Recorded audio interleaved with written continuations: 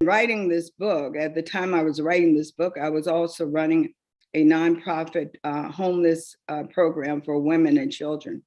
And I had to close that down in 19 just before COVID.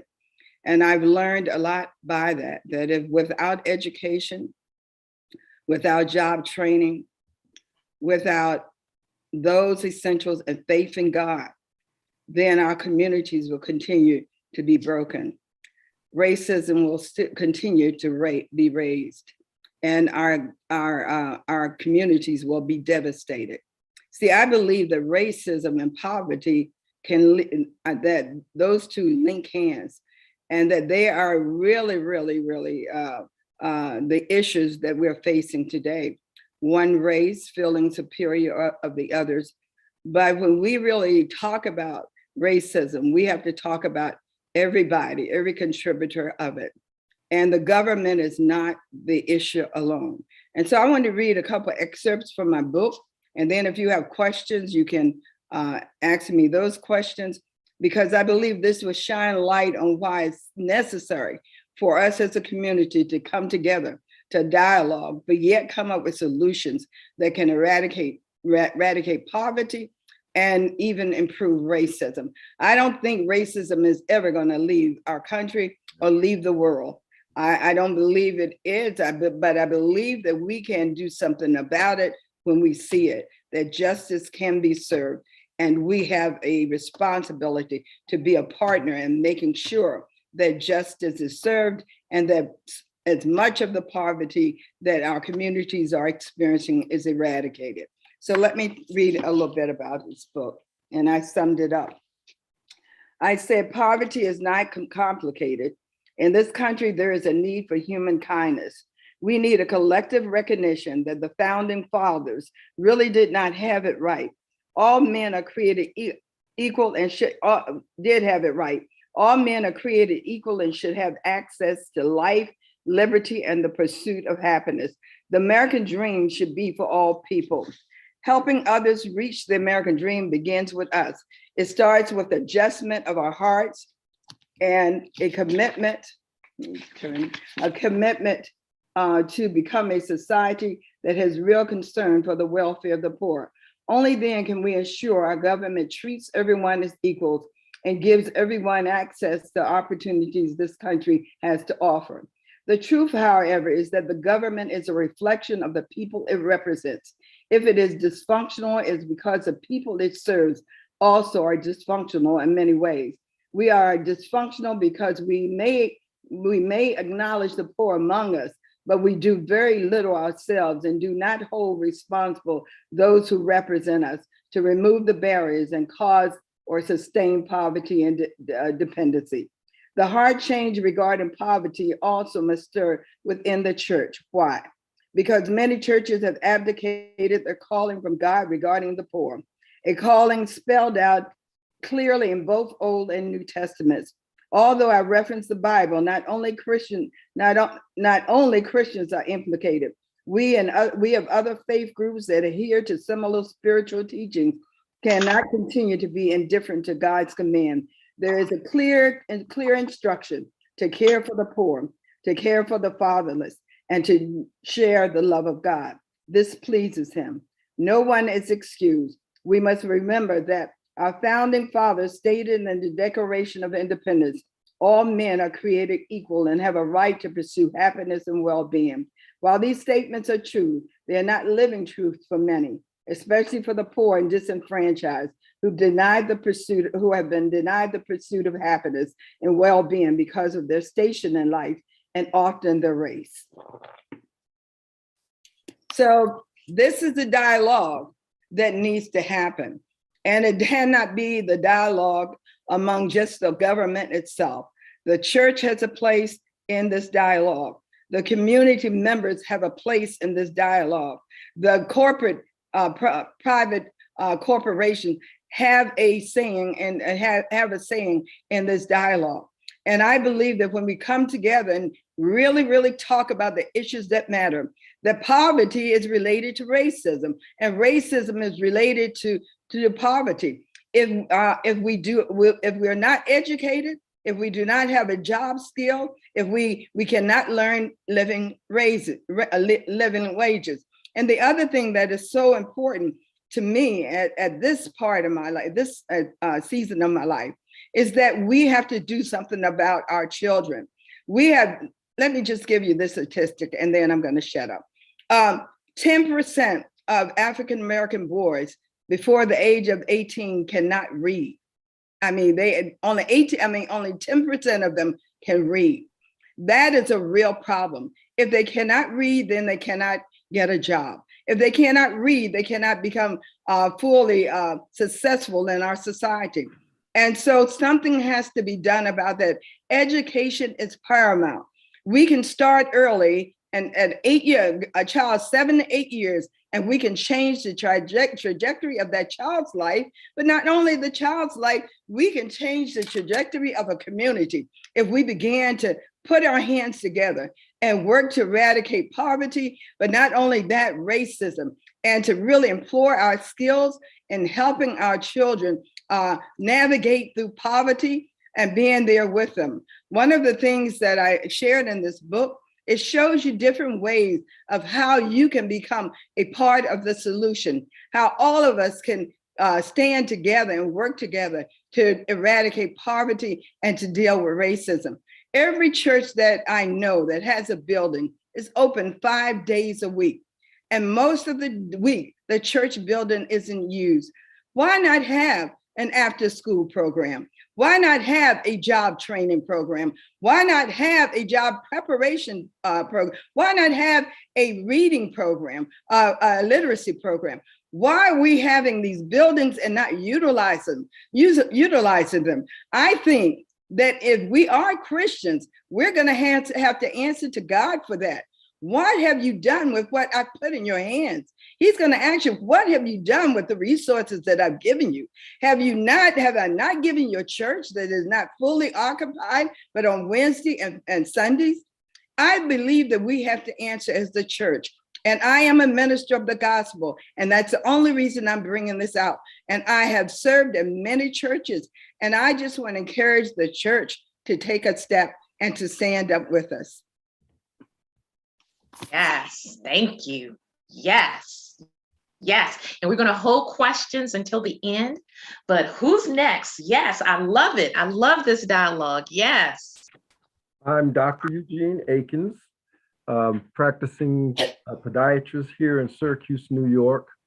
And my book title is Black Lives, White Lies, The Need for White Christians to Fight Racism in America.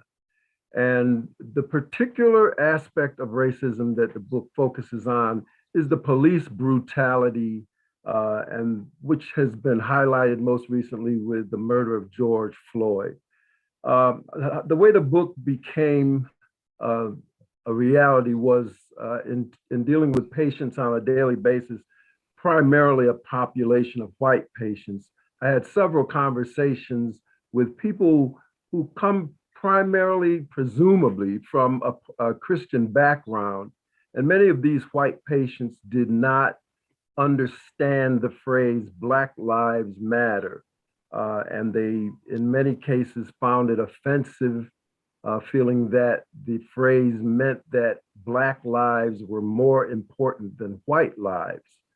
After several conversations with people trying to help them understand that they had the wrong perception, it became apparent to me that there are many white Christians who do not understand this concept, and that I might be able to share the ideas that I shared in some of the conversations I had through writing a book. The biggest thing for me with this book was to try and put the idea primarily to white Christians that as a Christian, it is our obligation to recognize those that are in need.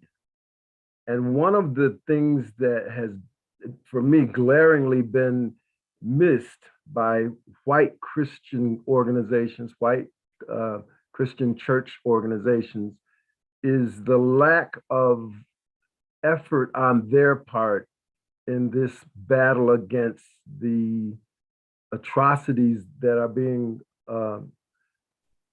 worked upon Black people in this country at the hands of police officers.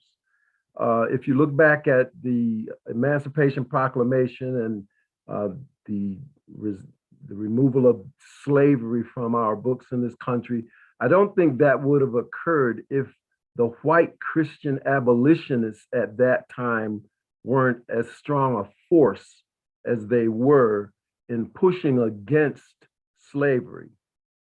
But if you look back into our history from that point forward, there's really no white Christian force that is fighting against the police brutality that we've seen in this country. And it's not just George Floyd. The book chronicles many of the deaths that have occurred at the hands of police in this country, and deaths that have occurred to Black people, people of color who were unarmed. So we're not talking about criminals who are pointing weapons at police officers, who are threatening police officers' lives primarily. We're talking mostly about people who were arrested for whatever reason by the police, but who were not armed in any way, shape, or form and ended up dying at the hands of police. And so the book tries to point out why Black Lives Matter, that phrase came into being as a result of so much police brutality and killing of unarmed Black folks in this country. And then it tries to point out that if you are truly a child of God, if you are truly trying to live your life to please God, that as a white Christian, there must be some point at which the white Christian churches in this country take a stand against this kind of brutality.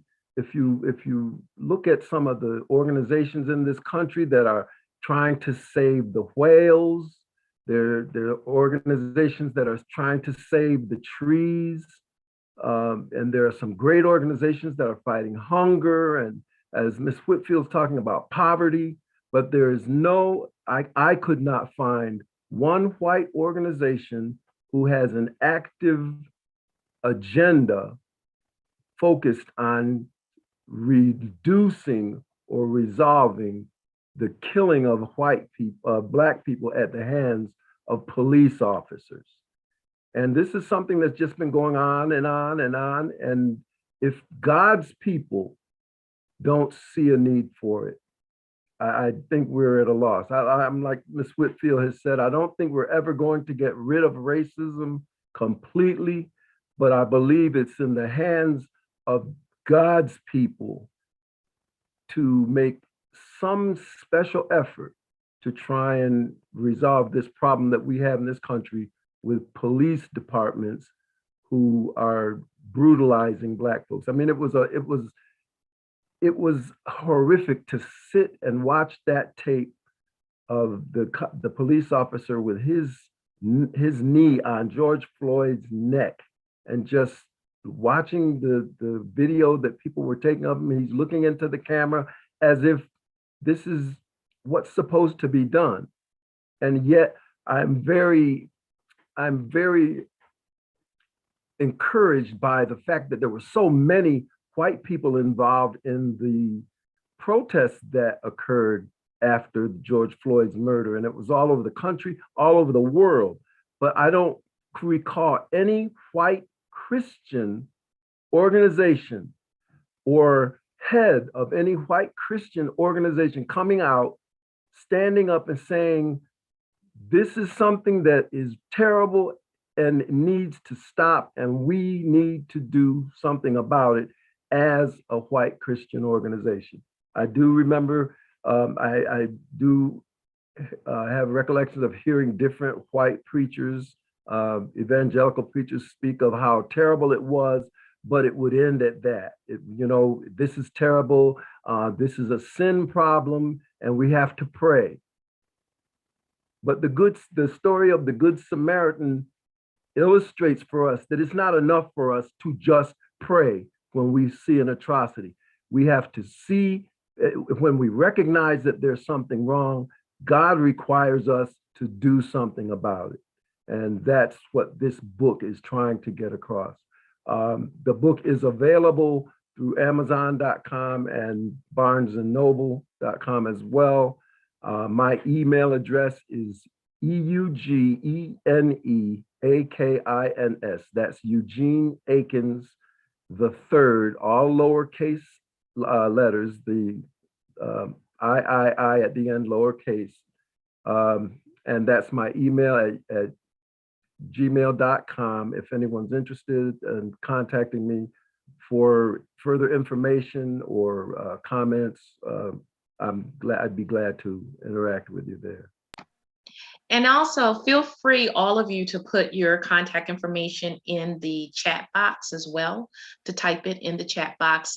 But at the end of the workshop, you will have an opportunity to verbally say it so that it's in the recording as well. And last but not least, my brother, talk to us. What say you about this topic? All right. Well, it's an absolute joy and pleasure to be on the panel with Sister Whitfield and Dr. Akins in the spirit of the conversation around culture and race. I'm going to be just very briefly speaking on the timely topic of leadership. I'm listening to Sister Whitfield very, very carefully and very intently. And then the words that are coming from the lips of Dr. Aiken, and I can feel the passion and the zeal and the enthusiasm for their topic. And you're right. Where is the leadership that's speaking about what can we do about poverty? Where are the leaders that should be and can take action to help us all come together as brothers and sisters and not be so bent on what we look like externally, but what's actually in the heart? So with that very brief introduction, I'm Pastor Kevin Wayne Johnson. I've been writing now for 20 years. Yeah, I'm still smiling. It's been a great journey. I absolutely love it. It's been a lot of fun as the principal author and also as a contributing author. So I do both. Different publishers call and they want me to add my story to their anthology. I'm always happy to do that. And then I'm also a principal author. This is the first in a series of 5, Leadership with a Servant's Heart. The scriptures teach us in the book of Proverbs, chapter 4, verse number 23, that keep your heart with all diligence, for out of it spring the issues of life. And this is why church leadership has to be vocal and outright in the community, shouting from the mountaintop about what can we do to change the heart of people. Because I'm like Sister Whitfield, 34 years with the federal government. I retired 4 years ago, and I had a chance to actually see and experience good leadership and bad leadership. It's not lukewarm. It's either good or bad. It's not much wiggle room in the middle. And part of the conversation that we have to have is what I write here in chapter number 2 of this book is, how do we make others feel? So how does a group of people feel when leadership does not speak out against police brutality? How does a group of people feel when no one comes to the rescue to kind of help to not just eradicate, but at least minimize poverty, hunger, homelessness, helplessness, people that want to take their lives because they don't feel like they're measuring up? Question always becomes, where is the leadership? Mm-hmm. And so one of the things that I articulate in all different forums as a pastor is, of course, preaching from the Word of God, but also living it as well, because leadership starts in the home. And I just so happened to be a son of a U.S. Marine, so I saw a great leader growing up as a little boy. And then once I was married and we had children, then we had 3 sons, and they're now 23, 24, and 25. And my job in the home is to lead them to be great husbands and to be great fathers. And so let me just share very briefly what Sister Whitfield did. I wanted to share very briefly a quick snippet here, because one of the many different examples that I gave about good leadership is Gary Kelly. He is the Chief Executive Officer of Southwest Airlines. Southwest Airlines did something very different in terms of how they make people feel, how they treat their customers, how they lead by example, and how they led the industry as it relates to the Air Force. And I just want to share that he gave us what we call 5 characteristics of effective leaders. This is Gary Kelly, Chief Executive Officer of Southwest Airlines. Characteristic number 1 is leaders must care. So, do we care about the issues that are flowing from our heart that give us a burden? So in this topic, we're talking about race, culture, and leadership, but it could be any number of different topics that are happening not only in our nation, but maybe across the world that perhaps we could do something about, but do we care? So that's one characteristic. The second characteristics of good leaders are we must communicate.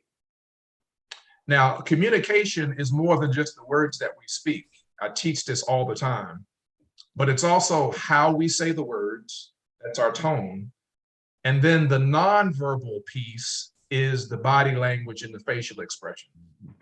So we communicate 3 ways. As a matter of fact, words are not really remembered over time, but how we make people feel are. And that's the tone, how we said it, and then the body language that we send. Maya Angelou said it herself. When it's all said and done, people don't really remember what you said, but they will forever and a day remember how you made them feel. Characteristic number 3, leaders must have character. We have to be people of character so that we are believable, we're credible, because we show that we respect, honor, and value other people. Number 4, a leader must be competent. When a leader shows up, he or she needs to know what they're talking about. And so when I'm listening to Sister Whitfield talk about the burden in her heart, I know she's competent in just the short time she was speaking, and Dr. Akins and the work that he's doing in the area of really challenging the white community. You see what's going on and you know it's not right. Just because it doesn't affect you directly, it does affect your brother and sister, and you have an opportunity and a responsibility to step up and say something or do something. And then last but not least, leaders must have courage. So we have to have the courage to step up to the plate and challenge people in this area. So post-retirement, after 34 years that I've been actively engaged in ministry now for 21 years, I've been a deacon, I've been the president of a Bible school, I've been an adjunct professor, I've been an associate pastor, I've been a senior pastor. I love ministry, 21 years, but we too have to have some courage. And we have to move beyond trying to get people to like us and not tiptoeing through the tulip and stepping on eggshells, tell people the truth. And whether or not they can handle it, that's not on me, but we have to tell the truth. And that's what leadership is all about. So that's the journey that I'm on. And I love this panel because when you talk about race, a made up construct, when you talk about culture, us all being in this culture together and having to get along and having to love each other and respect each other and value each other, it takes leadership to make it happen. So the question is, and I agree with Dr. Aiken, where is the leadership? That's why I'm on this journey. Where is it? We are in a leadership crisis. Yeah. And I'm speaking out about it. There you go.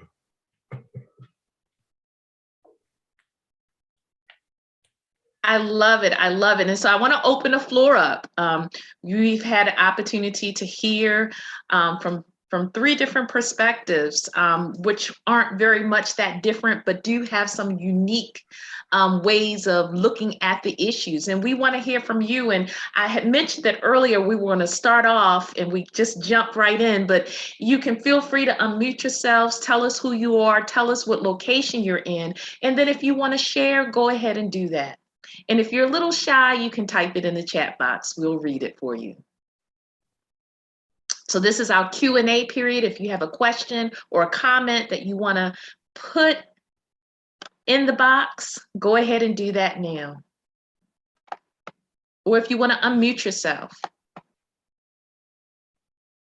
Yeah, I'd like to speak. I'm Donald Singletary, and I know Dr. Akins and love his book, his work. One thing his book spurred me to think is there seems to be a reluctance on the part of some pastors and other church folk who get involved in political things.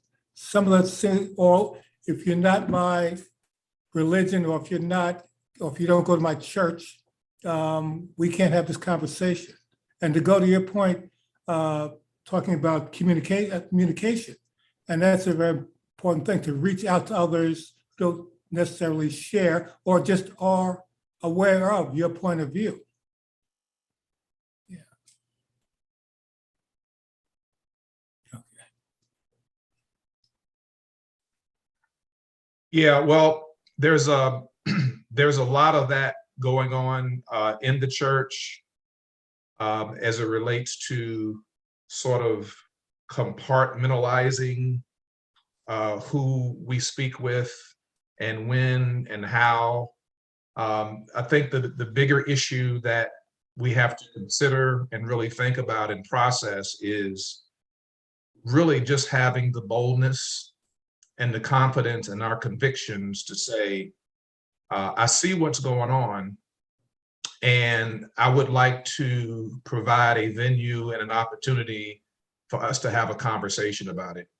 When it's all said and done, whether you're talking about generational differences, gender differences, ethnicity differences, cultural differences, when you and I we grow up in different geographical regions around the nation. When it's all said and done, if I can get you to the table to have a conversation with me, whether it's short term or long term, we're going to find out real quick just how much we have in common. Mm-hmm. Right? Because quite frankly, the only difference between me and my brother in Russia or Yugoslavia or Slovenia is how much melanin I have, the width of my nostrils, the thickness of my lips, and the texture of my hair. Outside of that, we all need love, companionship, shelter, food, drink, friends. We're going to find out we have so much in common. And now we're going to start to scratch our head and we're going to say, what in the world are we fighting about? I don't know. Yeah. So the challenge is getting us together to have the conversation so we can find out just how much we have in common. And a lot of our societal ills will start to dissipate.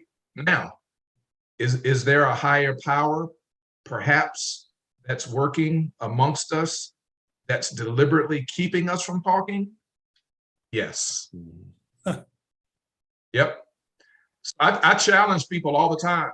Have a conversation with your neighbor from Korea, the person across the street that might be from Britain, your neighbor down the road that might be from, wherever. And you're going to find out outside of a few external differences, you have so much in common. It's really amazing. Now we can be friends because we know each other. We have a relationship, and now we start to build trust. I think that's the basic foundational issue that we've always had in America. People just won't take the time to talk. I have to agree with that totally. I think one of the reasons that I was able to have this kind of conversation with the white patients that I deal with is because before the conversation came up, we had open communication. I had these people I've been seeing for several years, and they know me. We've gotten to know each other. They've gotten to know that this Black guy is not, like the stereotype that they see on television or whatever it is, and they felt comfortable. So once that communication was open, they were able then to listen to me share why that phrase Black Lives Matter is important and where it came from. And you could actually see the light bulb go off over their heads, kind of thing, when they accepted what I said, because we'd already been communicating. So I think, like you said, Dr. Johnson, it is just a matter of white folks and Black folks somehow finding a place to sit and talk about these particular issues and these things that are so important to our whole society. Because President Kennedy said something to the effect of racism is not a Black problem, it's an America problem. And that's the crux of it. I agree with you on that. I don't know whether, have I unmuted myself? Yeah. I agree with you on that, because from working with the government all across this country, and I work with both presidents on faith-based and community initiatives all around this country. And I found that if you educate people and you engage them in conversation, in fact, we built over 38 coalitions across the country, and they were people of color, people of different races and ethnicities, and people who were poor. And we were able to bring these people together to dialogue on what we could do in the communities. And as a result of it, the white community began to work with the Black community. And these coalitions are still up today. They're still operating today. In New York, there's one in New York as well, because we know that basically if you begin to educate, if you bring them together, they find out that there isn't much difference. There isn't that much difference between them. They realize that they're still human beings who have needs that are similar. And so when you engage them in a conversation, and it's a safe place for them to discuss these issues, there is no problem with people working together. You can always have some that will not, okay? That is just the nature of this whole thing that we're in. But what I've learned is that as we bring people together and we talk about the needs of the community, whether it's racism, whether it's poverty, whether it's unemployment, whether it's education, people are interested. People really do want to better their communication. And the younger generation, let me tell you something, you guys got to look out for the younger generation. They're moving on. Let me tell you something. They are definitely not really looking specifically at race anymore. They are looking at people as human beings. You saw that when George Floyd was killed. You see around globally that these young people are coming together and they are bypassing the church, because the church has not done due diligence to be bold and courageous and show leadership in the community. Yes, we have had church and we love church on Sunday mornings, all of us do, but that was not our calling. Jesus told us to go out to the highways and byways and compel them to come. And he told us to take the gospel to the world and to be the light of the world. If we, the church, can shine like we're supposed to shine, then basically people will come to the knowledge of Jesus Christ and we will have a heart change. I said in my last book, Generation Horizon, I said that, listen, he never told us to protest. He told us to pray and act, to let him do what he needs to do through us.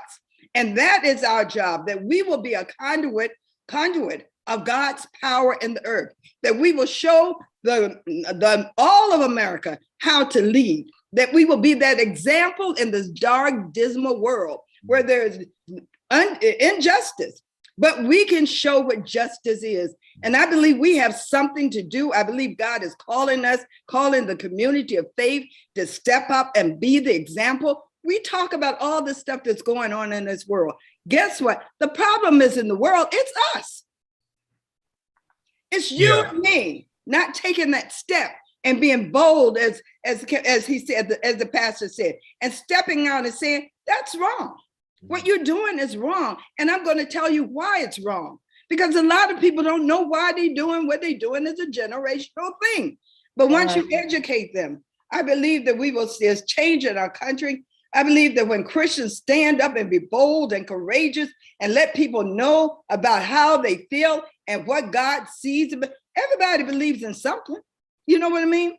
I'm not saying everybody has believed in Jesus Christ, but I think one thing, people are concerned about poverty, their children, they're concerned about children and their children and racism, even if they don't say it. And the younger people have gotten it together, y'all, and we are missing it.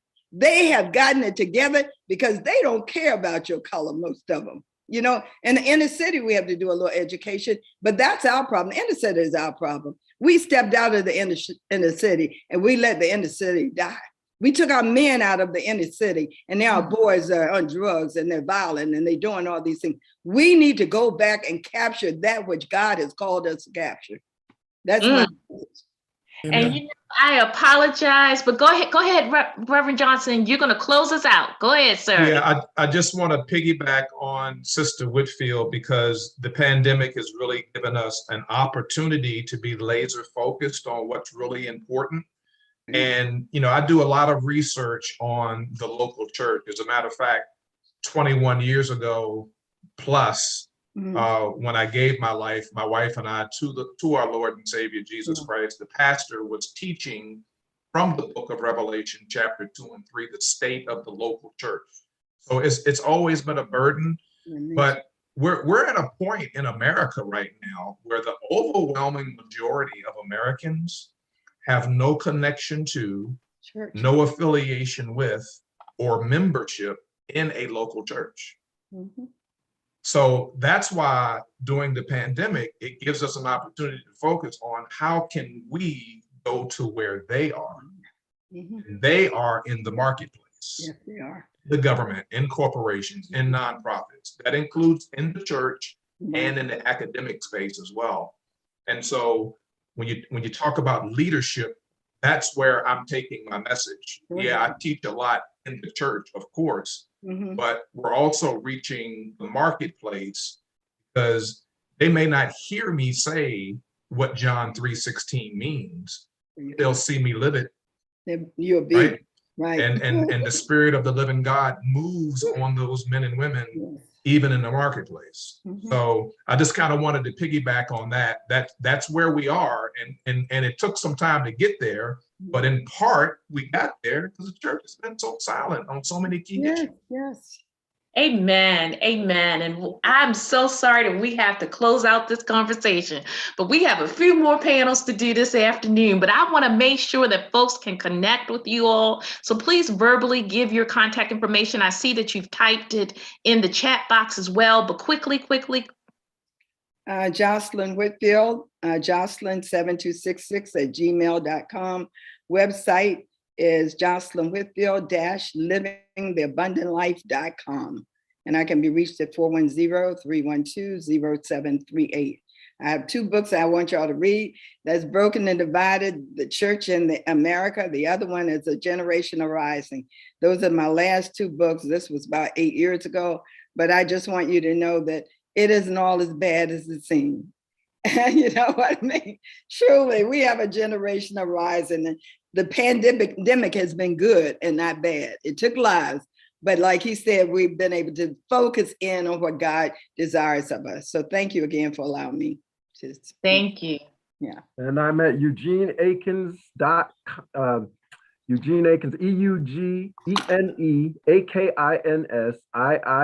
those are all lowercase numbers at gmail.com. My book is available at Amazon.com and at BarnesandNoble.com. Anyone wanting further information, just give me an email. You can reach me at Donald Singletary, my full name. My group is called the Singletary Group, one word, at gmail.com. SINGLETARY. Thank you. And Reverend Johnson? You can reach me at Pastor Kevin Wayne Johnson at gmail.com. And Leadership with a Servant's Heart, available everywhere that books are sold. Right. All right. Well, thank you so much. Wonderful meeting you guys. Yes, thank you so much. And please do follow up with one another. We're going to take a quick break and then we're going to start the top of the hour at 2:00 with the Mighty Men of Faith, some more brothers. You know, these were some mighty men and mighty women with us today. So thank you, thank you, thank you. Have a great day, everybody, Thank and you. Merry Nice to see you. Christmas. Nice to see you. Merry Christmas, Bye-bye. everyone. Merry Christmas. Take care.